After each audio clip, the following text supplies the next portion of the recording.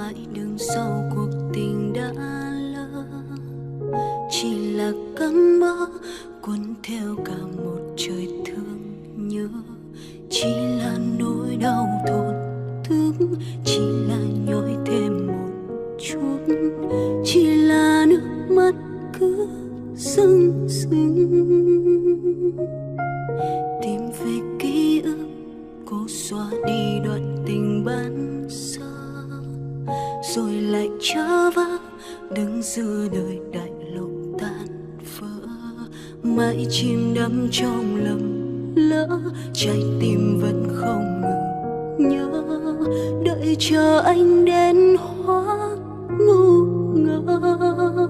Tình yêu đã phai màu như hoa nở không màu, càng níu kéo nhưng lại càng xa cách nhau.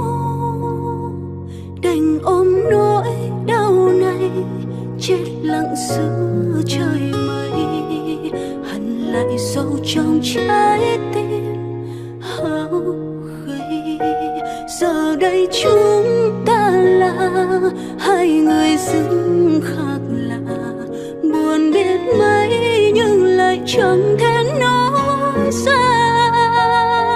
Cuộc đời lắm vô thường, sao cứ mãi vẫn vương, tự mình ôm lấy tổn thương riêng mình.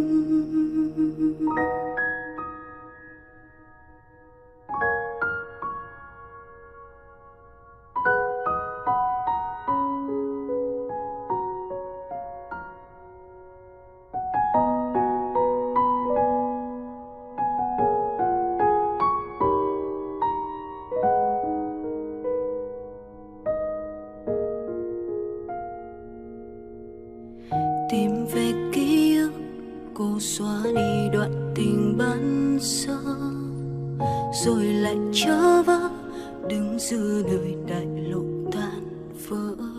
Mãi chìm đắm trong lầm lỡ, trái tim vẫn không ngừng nhớ, đợi chờ anh đến hóa ngu ngơ.